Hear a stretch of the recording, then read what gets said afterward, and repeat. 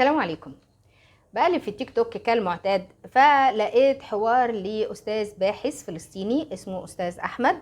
أستاذ أحمد طالع بيقول إن مصر كانت جزء من إقليم جزيرة العرب. إمتى ده يا أستاذ أحمد؟ قال لك أيام الأشوريين والبابليين. وطيب إيه الأدلة؟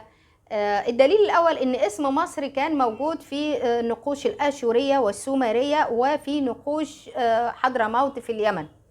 طب ما عادي ان اسم مصر لازم يتوجد في النقوش دي، هي كانت بلد على طرف الخريطة، ده حضارة كبيرة وكانت بتاخد منهم بضاعة وكانت يعني بلغتنا الحديثة كانت بتصدر لهم وتستورد منهم. وفي الصومال برضو كان اسمها بلاد بونت، كانت مصر بتستورد منها حاجات وبتصدر لها حاجات، فعادي جدا.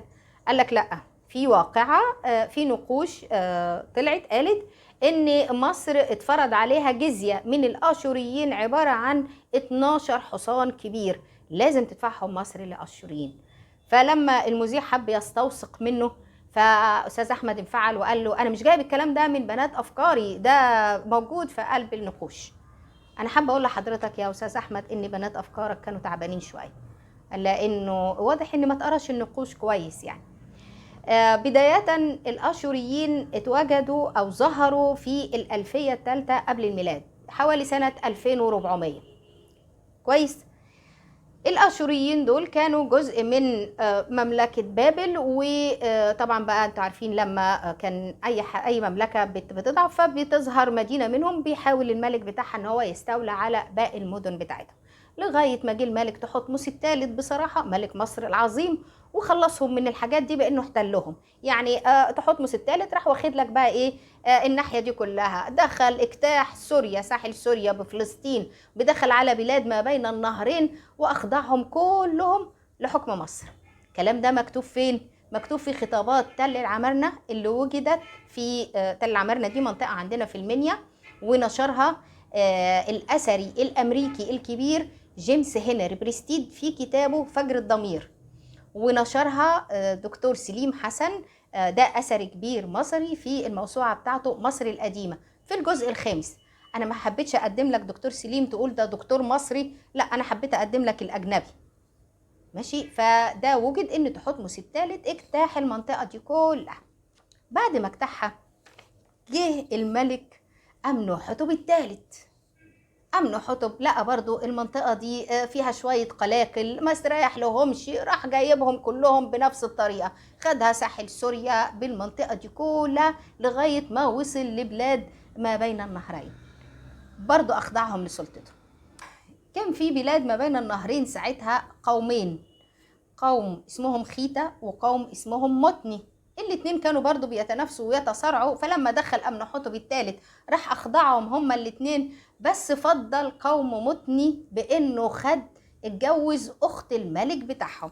الملك بتاعهم كان اسمه دوشيرتا، فاتجوز أخت الملك دوشيرتا. طبعا الملك دوشيرتا لما حب ان هو يجهز أخته فراح جهزها بجهاز كبير، منهم أدوات زينة ومنهم حاجات كتير ومنهم عربة وأحصنة.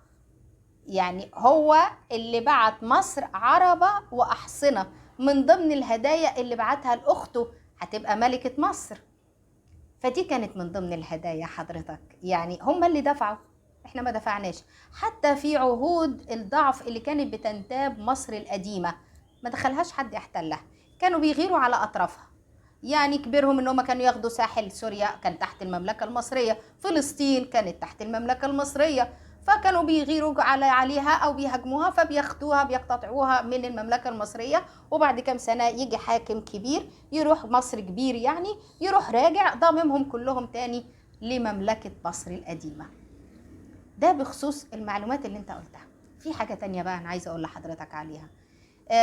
انا يا دوبك خلصت منك فبقلب فلقيت فيديو لاستاذ واضح انه واحد من دول الخليج العربي، طالع قال ايه بقى؟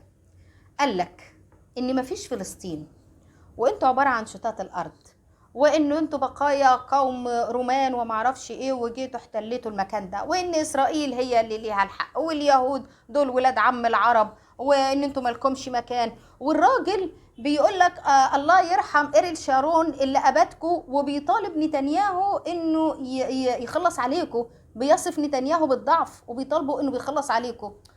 انا بصراحه انا اتنرفزت جدا، دخلت قلت له ايه الهبد اللي انت بتهبده ده، يا نهار اسود. ف وطبعا لان انا عارفه طبعا الحق الفلسطيني في ارضه. فنصيحه مني يا استاذ احمد، وجه بنات افكارك للرد على مثل هذه الادعاءات اللي بتجردكم تماما من حقكم التاريخي في ارضكم. يعني ده بيمحي اي حق ليكم في ارض فلسطين. فيا ريت حضرتك توجه اهتمامك للفيديوهات دي وترد عليها او هذه الادعاءات، ويسيب لنا تاريخ مصر. والله تاريخ مصر مكتوب، ولو ظهر مليون نقش في مليون مكان برضو تاريخ مصر مكتوب، وبرضو مصر كانت قوية وهتفضل قوية.